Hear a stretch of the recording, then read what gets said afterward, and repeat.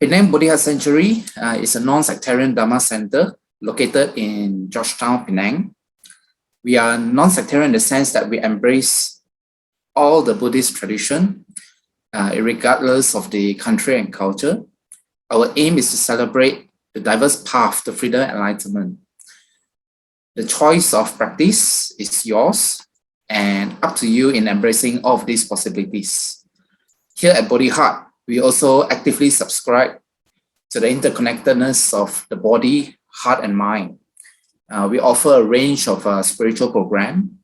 Other than that, also involving health, whether actively healing or workshops where you can learn on how to maintain a healthy lifestyle, and also not forgetting welfare, the expression of compassion towards our fellow human beings and the community around us as well.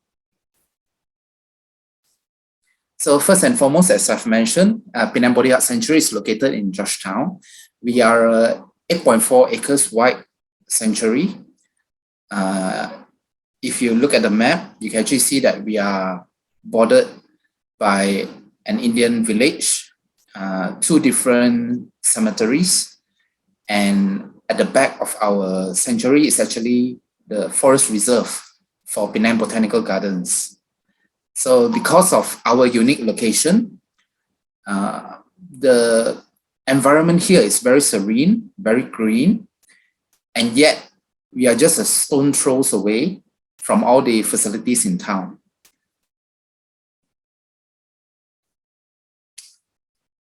So we will begin with the founding of Penang Bodhi Sanctuary.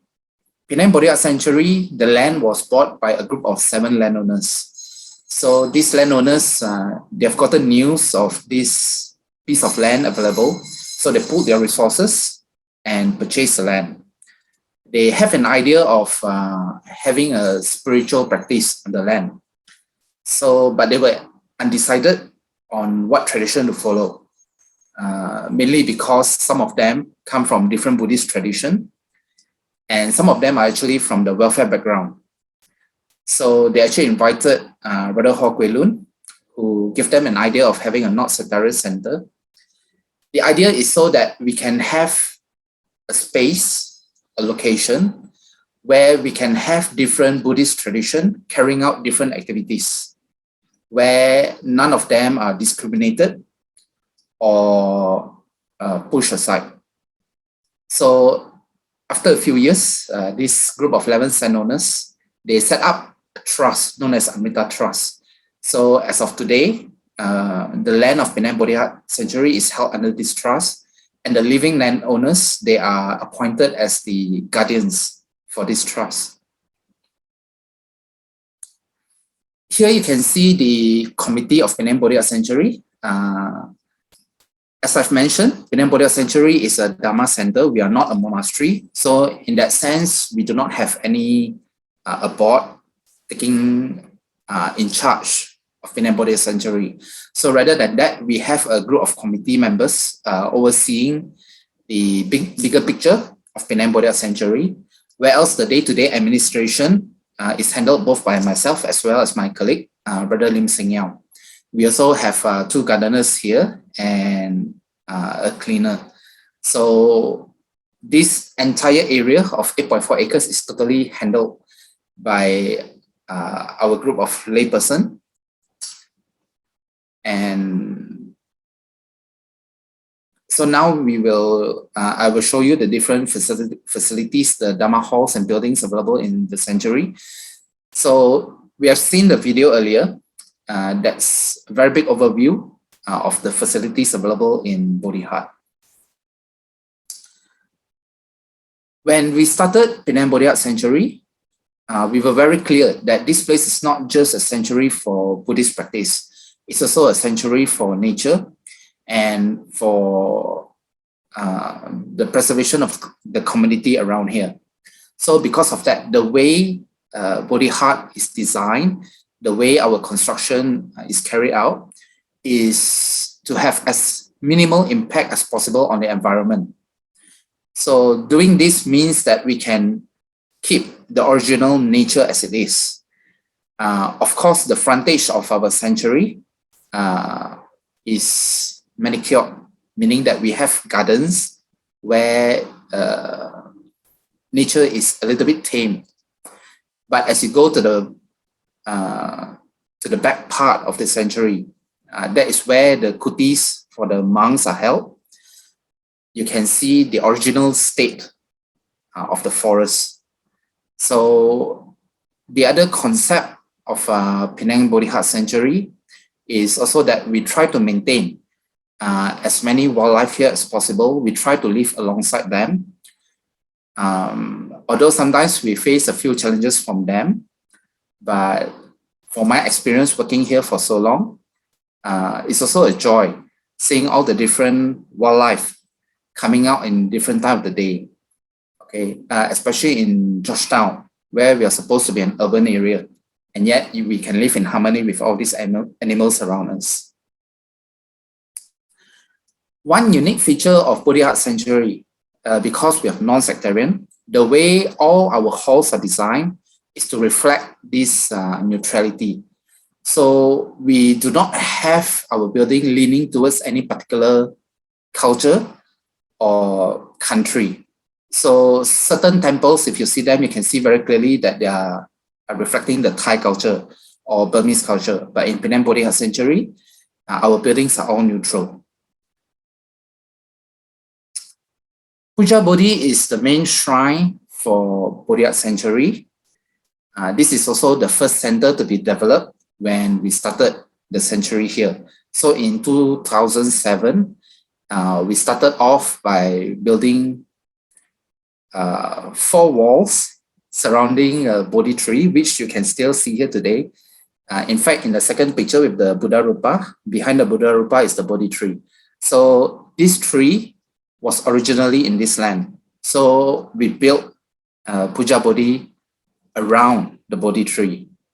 So inside this Puja Bodhi, we also have miniature Buddhas around where people can subscribe to them.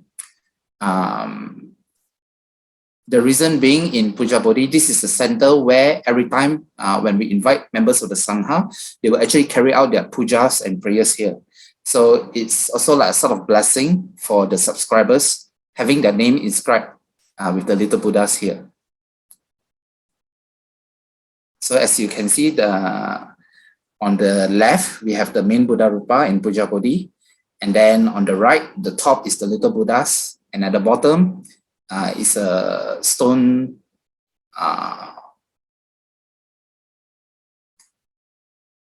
sorry, the term escaped my mind. Let me see. Stone mural of the 5 ascetics listening to the Buddha preaching the Dhamma Cakkappavattana at Isivana, the deer park. And this building is Sila Bodhi. This is actually the first hall in Penang Bodhi Heart. So after the construction of Puja Bodhi, we built up Sila Bodhi. Before this, it used to be a 1-story building. It also doubled not only as a Dhamma hall, but also a free distribution library, our main office. So myself was stationed in here as well, and the kitchen and dining hall. So over time, as we find that the group of devotees start to grow and we need a bigger space. So according to the needs, then we built the other Dhamma halls as well. So in 2019, what happened was our old building, we had some issues with it. And then while repairing it, we also had this idea to renovate it. And not only that, to add an additional floor to it. So today, if you come to Bodhi Sanctuary, the bottom floor is totally dedicated to the dining hall, where we offer breakfast and lunch dana to the members of the Sangha. The first floor, part of it is where the free distribution library is located, and the front part is an empty space. So that space is available for people to do their own meditation and also for yoga exercises or in fact any activity, okay, involving small groups and also in an open environment. So as you can see here on the left, we have the dining hall, the kitchen. On the right is the empty space on the first floor. This is Samadhi Bodhi Hall 2. So like I said, as the devotee and activity grow in Bodhi Heart, we started building the other different buildings. So this is the second Dhamma hall that we have here at the Sanctuary. For Samadhi Bodhi Hall 2, this hall can seat up to 80 participants. Of course, if we are following the COVID SOP, then we can go up maximum to around 50. So this hall is where we usually have our weekly Dhamma talks, Monday and Thursday morning Dhamma talk. This is also where we have regular sharing by members of the Sangha, involving medium-sized group, up to, like I said, 50 to 60 packs. So you can see this picture is of our hall that have been renovated as well in 2021. Panaya Bodhi Hall 3 consists of 2 floors. The first floor is dedicated as a pantry, kitchen area, and also in 2020, it was renovated as a cooking area as well. The top floor is meant as a Dhamma hall. This particular hall can seat maximum up to 120 packs. This is before the pandemic. With the SOP in place, we can still go up to around 90. Of course, following the current relaxation in rules, we can go back to 120. And this building is where we usually have our huge Dhamma talk and also our long retreats. So for meditation yogis, following meditation program, they will most of the time be using this hall.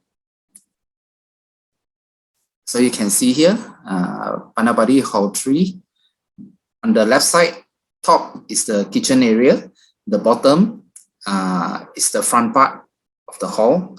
And the right part top is inside the hall.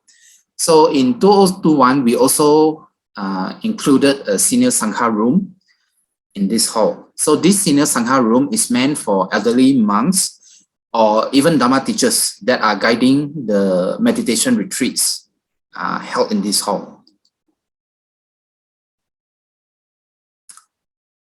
The unique, I would say the unique highlight of Panaya Bodhi Hall 3 is this Buddha Rupa. So we were very lucky to be able to engage a Buddha statue maker in Chiang Mai, Thailand.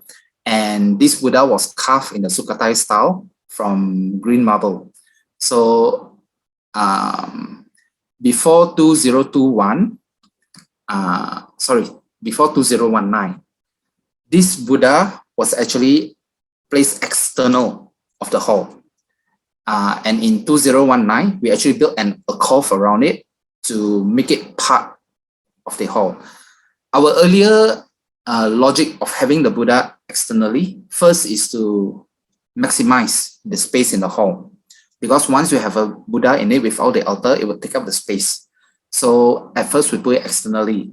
Then of course, being exposed to the element, we were also worried that it will harm the Buddha Rupa. And then our committee came up with the idea and also the technical expertise to build an alcove around it to include it as part of the building. So now when you come to Hall 3, you can actually pay respect to the Buddha, which is inside the hall now. And this is the senior Sangha room. So the bed for the senior monk. And then there's also a reading library where they can actually read the different sources. Inside here, we were very lucky to have the Tipitaka from the three tradition, from the Theravada tradition, the Pali text, from the Mahayana tradition, the Chinese Buddhist tradition, as well as the Tibetan tradition. So this is the major Tipitaka text from the tree tradition. So this room also double as an interview room when meditation retreats are held in this hall. Vajrabodhi Hall. This hall is actually part of the dormitory building, and this was completed in August 2016. It can hold up to 40 pax maximum. And the reason for this is so that in case for some meditation yogis, they might not want to sleep early, so they can actually do their meditation in this hall. And also if there's a small group, they can actually carry out their activities in this hall adjacent to the sleeping area. So all of the activities can be held within this hall itself. This is a photo of our Sima Hall in the Sanctuary. So this Sima Hall was established in May 2016 by Sayadaw Dhamma Dipa from Myanmar. So we were very lucky to be able to invite him to come to Bodhi Hut and establish this Sima Hall. So this Sima Hall was built with the help of the local Burmese community. So it actually took us almost 2 years to complete this building because the volunteers come here during their free time, during the weekend. So up until now, this is used for our Katina ceremony, our Patimokkha ceremony, as well as our novitiate ordination here. This is a picture of our dormitory. This is a dormitory building. So as I was mentioning earlier, the Vajrabodhi Hall 4 is actually part of this building. So this dorm is dedicated as a sleeping area for the yogis. We have 2 floors, the male room and the female room.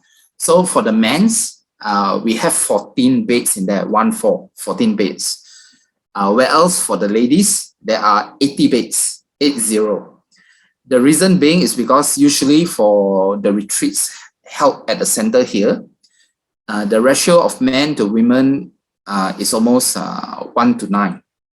So because of that, that reflects in the number of beds. That said, we can actually push up the numbers of sleeping area. For the ladies, we can go up easily to 110 before the pandemic. Following the SOP, we can go up to 90. For the men, we can go up to 18. Okay, we can go up to 18. But if following SOP, then only 14. These are the photos of the kutis that we have here in the sanctuary. So in the sanctuary, whether we are having meditation retreats or out of retreats, our kuti is specially dedicated for only members of the Sangha. No lay yogis, no lay meditator are allowed to stay in these kutis. Okay, lay meditator only sleep in the dormitory. All these kutis, each of them, they can house up to 2 members of the Sangha comfortably. If need be, 3 can sleep in each kutis. 6 of these kutis are forest kutis in the sense that they are not air conditioned and they are exposed to the environment, the forest environment. Another 4 of these kuti is air conditioned. We call them Bodhi home. They are fully air conditioned. So, like I said, again, depending on who is around. So if there are only male Sangha, then they can choose any of the kuti. But if there's any female Sangha around, then they are, the female usually will place inside Bodhi home. And then the males will be in the forest kuti. Again, we are very flexible in this in the sense that we also depend on the members of the Sangha. Some of them may prefer air condition, some of them may not. So depending on the availability of the kuti, we will allocate to their needs. This building is our memorial hall. This was completed in 2002. So this is also where we have ancestral tablets and memorial plaques for the deceased. So the style of this memorial hall is in the Chinese tradition style.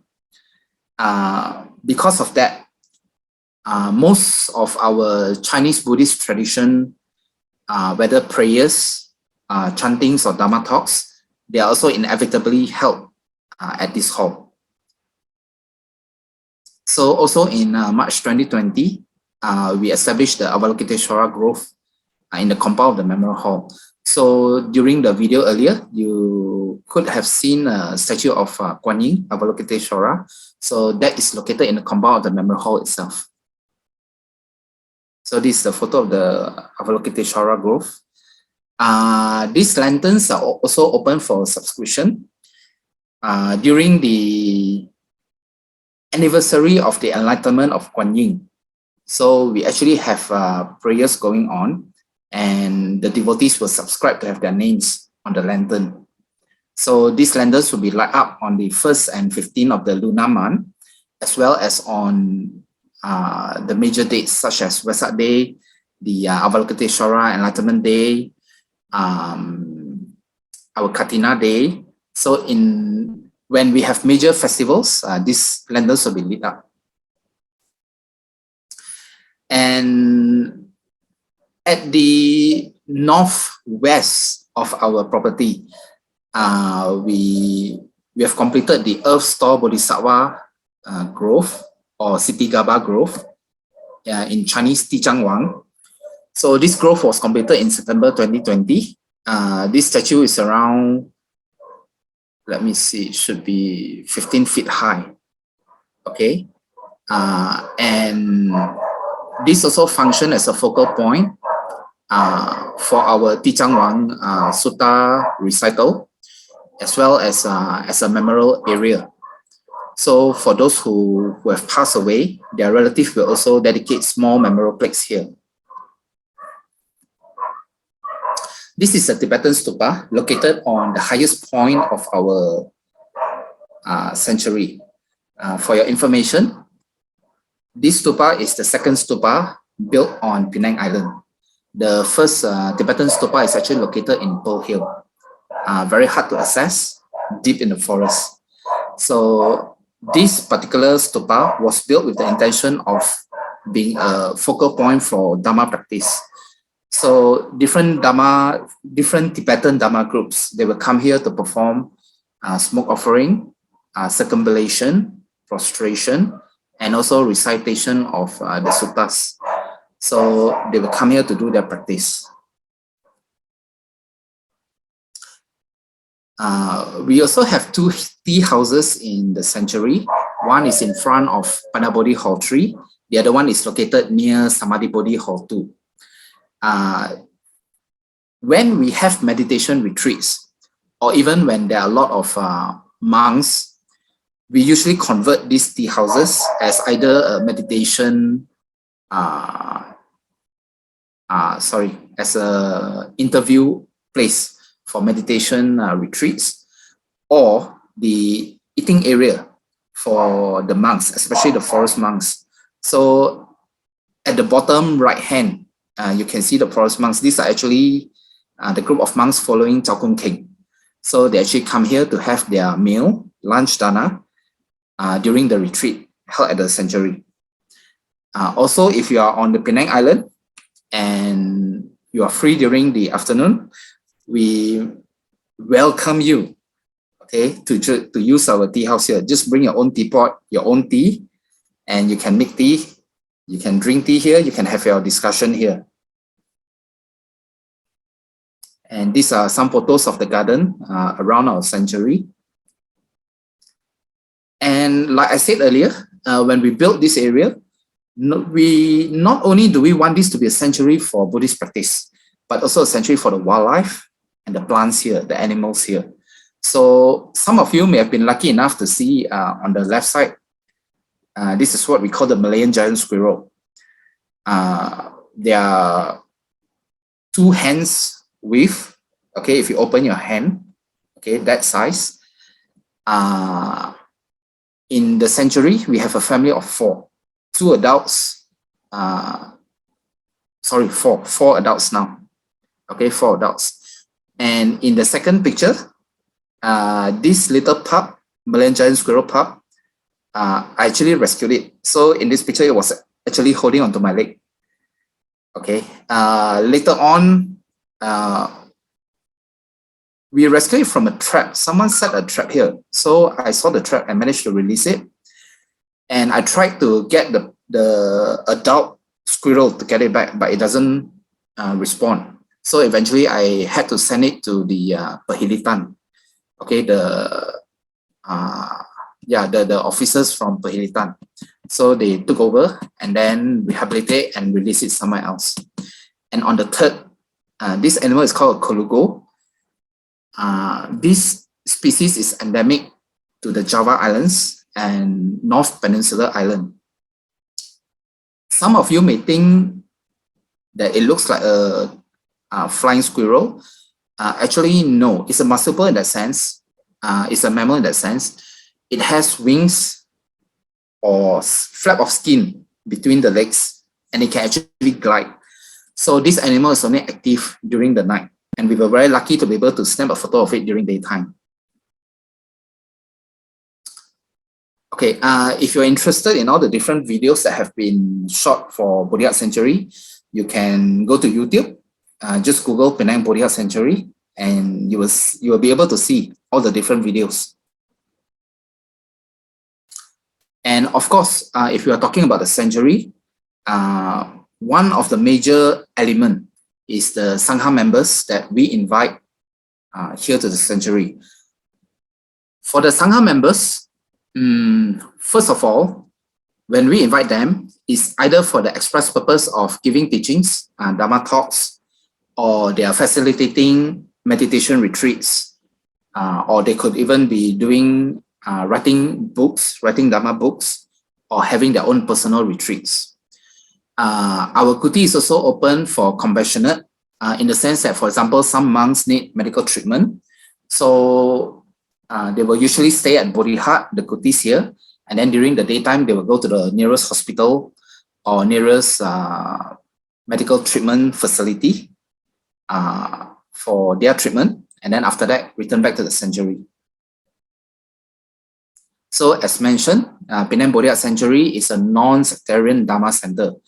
So because of that, we have the freedom of being able to invite members of the Sangha from all the major traditions, whether from the Theravada tradition, Thai, Burmese, Sri Lankan, Cambodia, Laos, or from the Mahayana tradition, Chinese Buddhism, Japan, Korea. We even had monks from Mongolian visiting Bodhi Hut as well. And then finally from the Tibetan tradition, so Tibetan including countries like Nepal, Bhutan, or even from the Americas. So all these different monks, nuns, Sayalay, Meiji, the Anis, Kempos, Rinpoche, so all of them, we have the opportunity to be able to invite them here. So as I said, in this sanctuary here, we do not discriminate among any of the tradition. To us, all this tradition is valid. All of this practice is valid in the sense that they are pointing out the Dhamma that has been taught by the Lord Buddha, Siddhartha Gautama, the Four Noble Truths, the Noble Eightfold Path, and the ending of suffering. So all the traditions are teaching the same. The only difference is the way it's presented, the culture, the way of teaching, the way of speaking. That's the only difference. In 2018, we were very lucky to be able to invite Chakun King as our Theravada Sangha advisor for the sanctuary. So Chakun King very compassionately agreed to be our Theravada advisor, and he has helped us by giving us pointers on how to improve the sanctuary, and also introducing different monks to Bodhi Hut for us. These are the pictures of the different monks, nuns who have been to Bodhi Sanctuary.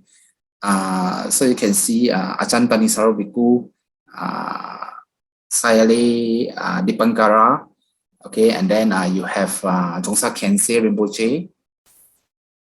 Then again, all the different teachers, whether from local or from international, from all the different tradition. And these photos are of the Sangha Dana. So when we have different tradition available in the sanctuary, when we offer lunch dana or breakfast dana, all of them will have their meal together. So you can see all the different members of the Sangha from different tradition, all harmoniously having their meal together.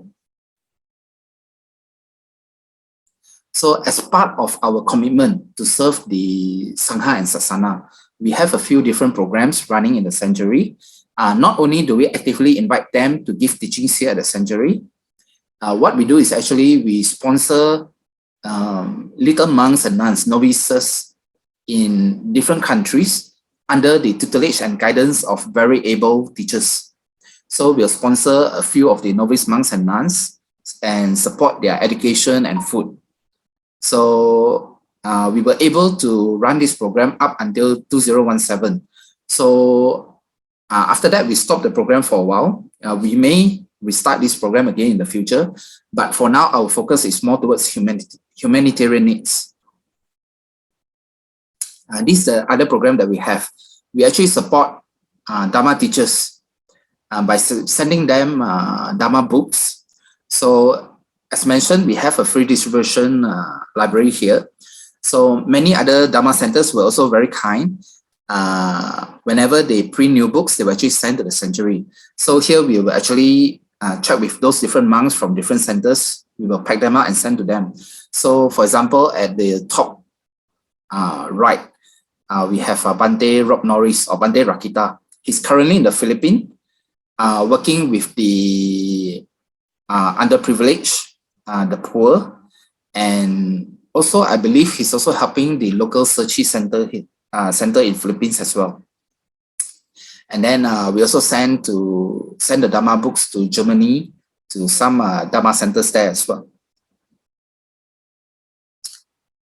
I would also like to take this opportunity to express our gratitude to Brother Tan Baksun, Sister Ui Siu Swan of Bugs. We were very lucky to be able to connect with them, and they have given us the opportunity to invite Western forest monks from the Thai Ajahn Chah tradition. So other than that, we also from Sasanaraka Buddhist Sanctuary, Ayasma Agachita, Ayasma Arya Damika, Sister Lei Hun. So they've also been very kind to introduce monks and nuns to us as well. And Wat Santi Forest Monastery, which is under the guidance of Chakun King. So now we will move on to the different activities and programs in the sanctuary. One of the highlights of the sanctuary is that we actually designed this place mainly as a resource center. So we emphasize on the concept of space sharing between Dhamma groups. So what happened is we invite Dhamma groups that are actively having their activities, but lacking a dedicated space, monastery or center. So we actually invite them to have their activities here. We give them priority booking, no charge, donation basis. So what happened is they will actually book in advance. For example, upcoming 2023. So they will book their dates, and during those days, they will come to the sanctuary here and they will have their own activity here. The reason we are doing this, first of all, the resource for the Buddhist, I would say the Buddhist community is pretty limited, especially in Penang, where you have, Buddhist temples, Buddhist monasteries, like everywhere. But the pool of devotees supporting these temples is very limited. And not only that, from our own experience, construction is pretty easy, although it may involve a large sum. But compared to the maintenance phase, okay, the eventual maintenance phase, so the construction phase is actually pretty easy. But maintaining a building, is pretty tricky. And not only that, you may have a very big building, but if you only carry out like 1 or 2 activities a week or a month, then that space is wasted. So usually we'll partner up with these different Dhamma groups. So we'll let them know, like, feel free to use our place. Let us know when you want. We'll open up for you. In return, those donations that you have, if you would like to support Bodhi Heart by giving donation, we welcome it. We are very grateful for it. But then again, we are also very thankful if you can use those donations to support your own Dhamma teacher. So that is how we encourage the growth of different Dhamma groups in Penang. Also, I would say, having been the program manager for Bodhi Sanctuary for so long, I would say that almost 70% of the activities in Bodhi Sanctuary actually belong to the external group, meaning they are organized by groups that are not part of Penang Bodhi Sanctuary. So our in-house activities is around 30%, which includes the different festivities such as celebration of Vesak Day, then all the different puja, Chinese puja, of course the Vasa entry, Katina, and also certain Dhamma retreats, meditation retreats and Dhamma talks is organized in-house. Most of it is actually from external group. Of course, as I would say, most of the Buddhist temples and monasteries and Dhamma centers, Bodhi Sanctuary was also quite impacted by the MCO lockdown due to the pandemic. Before the pandemic, I would say that we could easily have around 6 activities a week and at least 4 major retreats, meaning that each retreat can last up to a month. So 4 retreats a year, 4 major retreats a year. This is before the pandemic. So during the lockdown, everything went to zero and moved online. So now as we are moving out of the pandemic phase, we are going to endemic phase. So activities here are slowly picking up again. More and more people are coming to the sanctuary for in-person activities. So we are trying to transition again from online activities back to in-person. So like I said, we have different activities here. Coming from the Buddhist perspective, the Buddhist practice. So we have Dhamma talks, dialogues, we have meditation classes, Dhamma workshops, Dhamma camp for youth and students, Dhamma introduction program, prayers and pujas, lunch dana, breakfast dana, sponsorship for novice monks and nuns, as well as robe and requisite offerings for members of the Sangha. So these are some of the activities held at the sanctuary annually. So again, this is just a general guide of the activities that carry out in the sanctuary following the different tradition. So from the Theravada tradition, we have retreats, we have Vesak Day Puja, we have Vasa entry, Katina. From the Chinese Buddhism, we have the different pujas like chanting for the Tom Sweeping Day, for the 7 lunar month, for the enlightenment of Kuan Yin, of Siti Garba, the Earth Star Bodhisattva. And then for the Tibetan tradition, we have the Labab Dulchan prayers. We also have the Sakadawa prayers. Okay, so these are for all the different traditions have at the sanctuary here. These are some of the photos of our activities here. So these are the Dhamma talks. As mentioned in the sanctuary, our Dhamma talks is usually on Monday and Thursday, 10 a.m. to 11. And after 11 will be followed by lunch dana offering at 11:30. So for our Dhamma talks, we invite members of the Sangha as well as lay people. So these are the Dhamma discussion group. Some of it are external group. So meaning they are using our place for their own Dhamma activity here. These are pictures of the retreats have at the center here. Okay, as I mentioned earlier, for Panya Bodhi Hall 3, maximum we can go up to 120. But on this particular occasion, a Burmese monk, Sayadaw U Tu Mingala, apparently a very famous monk from Myanmar. He came to Penang, and we had, let me see, 60 buses of the local Burmese community, not only from Penang Island, but as far as from Alor, from Kedah, from Perak. So they actually take buses down here. They park at the youth park car park, which is around 10 minutes walk away from the sanctuary. And for this one night, they fill up our entire hall. Our hall 3, hall 2, hall 1. They even set up a projector and screen at the field. We estimated there was around 3,000 Burmese here during that time. And I would say for myself, I'm very impressed with them, because even though the hall is packed like this, you can literally hear a pin drop. They are that silent out of respect for the teacher.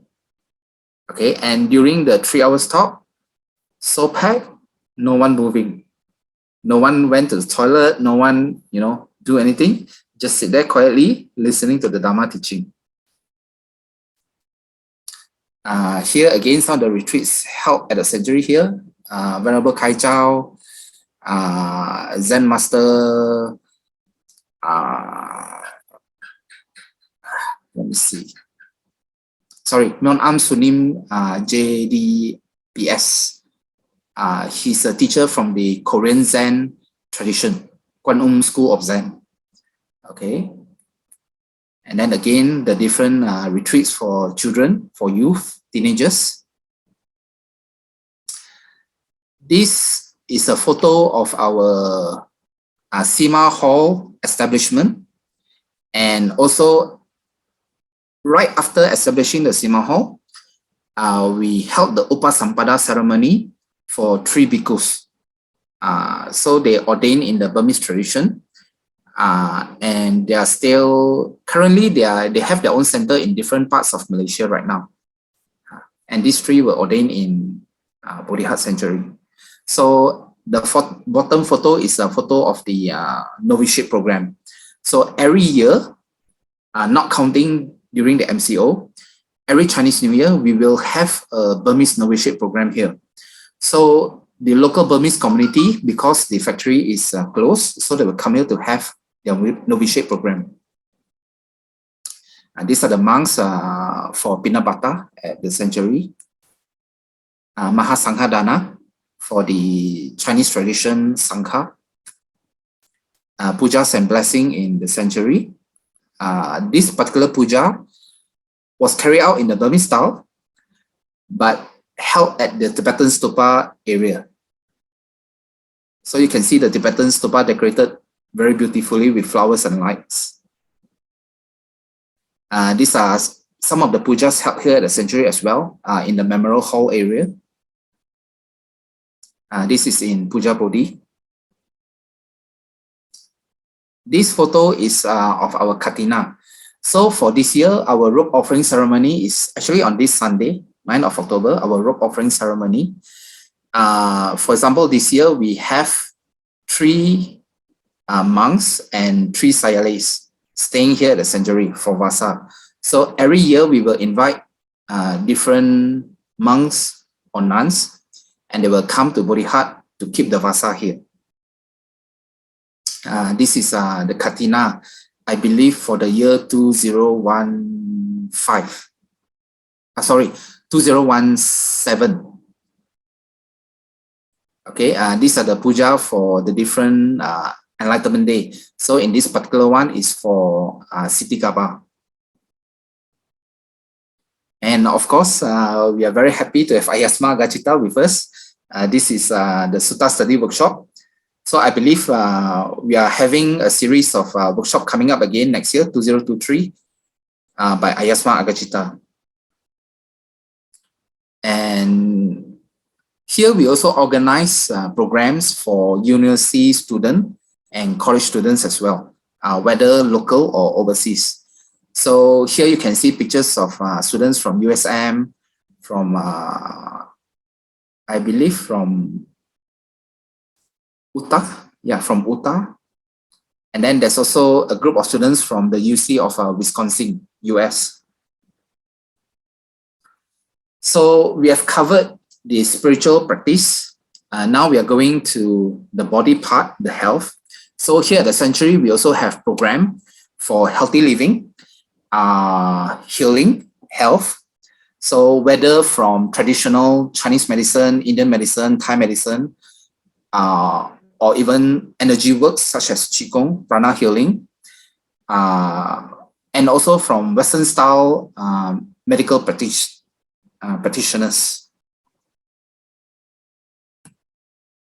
So here we have different health style class going on. Okay, so the bottom is on Brother Ho Kwei Cheong on healthy eating, healthy diet. Sorry, what they call it? FREG. Green. Let me see. I can't remember the exact phrase, but basically the diet involving blending different types of greens, herbs, vegetables, and then having it in the morning.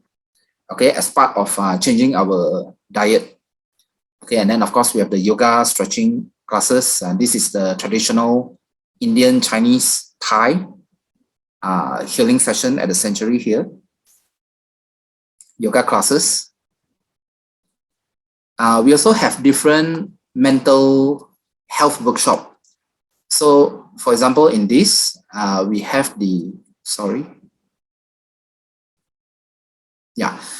we have the Waldorf drawing, art therapy, Waldorf music therapy.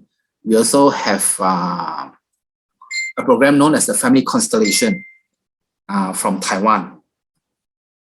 Okay, this is a Qigong workshop. This is Diamond Qigong, Qinen Qigong, and this teacher is Hu Lao Se.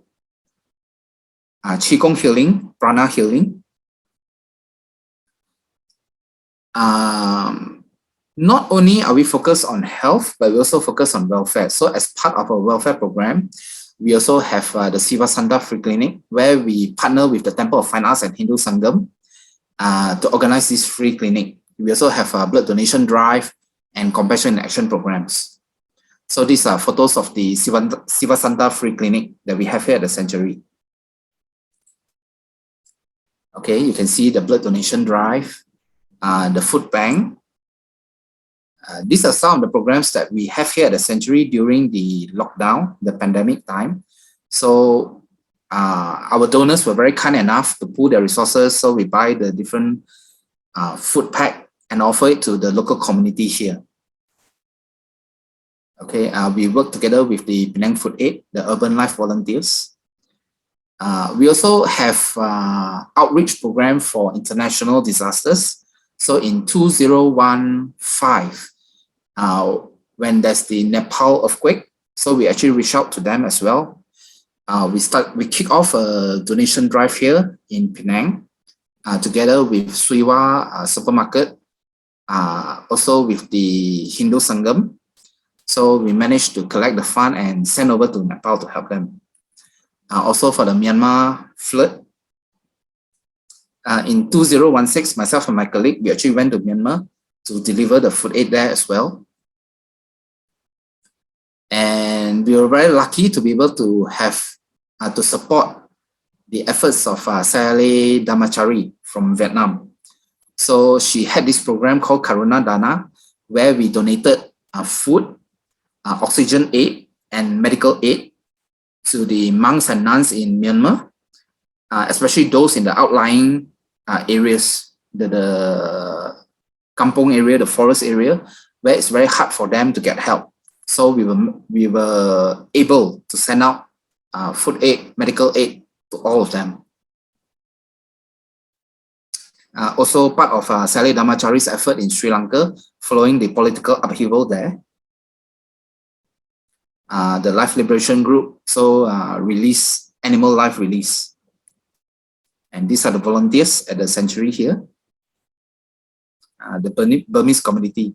So not only do we have Dhamma activities, health, but we also allow the local community to have their own activity here. So for example, this is the wedding ceremony. of the Burmese couple staying in Penang. We also play host to arts and culture in different art and culture event as well. So for example, this is from Art of Living. They are doing a bhajan program here, or hymn singing. These are the, let me see, dance group from Penang Chinese Girls High School. The two bottom photos are from the Tantra dance, which is part of the Namkai Nobu practice in the US. In Italy. We also have cooking classes organized by our local devotees here as well. And of course, this group is from USM, the Chinese Orchestra Society. So we also open our space up for them, and they have a 1 week, a 1 week music practice here as well at the sanctuary here. This group of artists here, they're actually friends of Ernest Zecharic, the famous street artist that drew the children on the bicycle in Penang, or even the cats all around the heritage area. So they actually came here for a break to rest here. And then at the time, we just completed our dormitory. And when they came, they saw the big piece of wall and they insisted on having the wall. So of course, we give it to them, and they very kindly drew a picture, a mural there for us. We also play host to the Urban Sketch group in Penang. This exhibition is by a very famous award-winning photographer who eventually ordained as a monk and is currently in northern Thailand right now. And I believe some of you may be familiar with him, Ajahn Chagino. Okay, he usually teaches the Dhamma in Mandarin, and he's an excellent photographer. So all these photos he took when he was in northern Thailand, and he carried out this exhibition as part of a fundraising program to support the library and orphanage in his monastery. And finally, we have the Siddhartha Welfare Village. As I mentioned, our area is around 8.4 acres. Almost 2 acres has been divided out. We built the original buildings and offered it to 3 different organizations: Shan Children Home, Rui Home, and the Society for Disabled People of Penang. So for the orphanage, for the children home, the children stay here. In the morning, they will send them to school. And after school, they come back here. They have their piano classes, tuition classes, and their mealtime here at the sanctuary. Their management is different from Bodhi management. They manage entirely by themselves. They fundraise by themselves. They are a different entity basically on their own. So here we have the Shan Children Home. We invited them in 2008 and going strong until now. So they have around 28 Indian children staying at Shan Children Home right now. Rui Home was established in 2011 with the abode from Huan Sang Se in Tanjung Tokong. So they started this children home, and today there's around 18 children living here. All the children here are vegetarian. Living in Rui, they're all pure vegetarian, and they're very well taken care of. So you can see the middle photo is the abode. Okay, he's the one that came out with this idea of the orphanage here. And this is a Society for the Disabled Persons Penang. So they actually have a workshop here. They come here to carry out jobs taken from factories, outsourced from factory as a means of living. We also have a sauna here, a herbal sauna operated by Dr. To. He also offered some TCM services, acupuncture, cupping, acupressure, foot massage. Per person entry is 10 ringgit. And a lot of people coming for retreat in our center, they're very happy to go for the sauna. Okay, and a lot of them feedback to us after the herbal sauna, when they go back to do their meditation, they have a wonderful sitting. Okay, so if you're in Penang, you're free, do come and try this herbal sauna for yourself. Here is the Caring Society building. And then we have the Tabawa Recycle collection area. So this Tabawa is set up by Sador U Otamasara from Myanmar. What they do is they collect all the recyclables here, they repair, and then they send it to Myanmar. So they will give it to the poor in Myanmar. So if you would like to join us, our social media, you're welcome to follow us on our Facebook page, or you can visit us at our website at www.bodhihuts.net. And of course, last but not least, for Penang Bodhi Sanctuary, we have a few stream of income. So first and foremost is donation from the devotees as well as the different group using our facilities.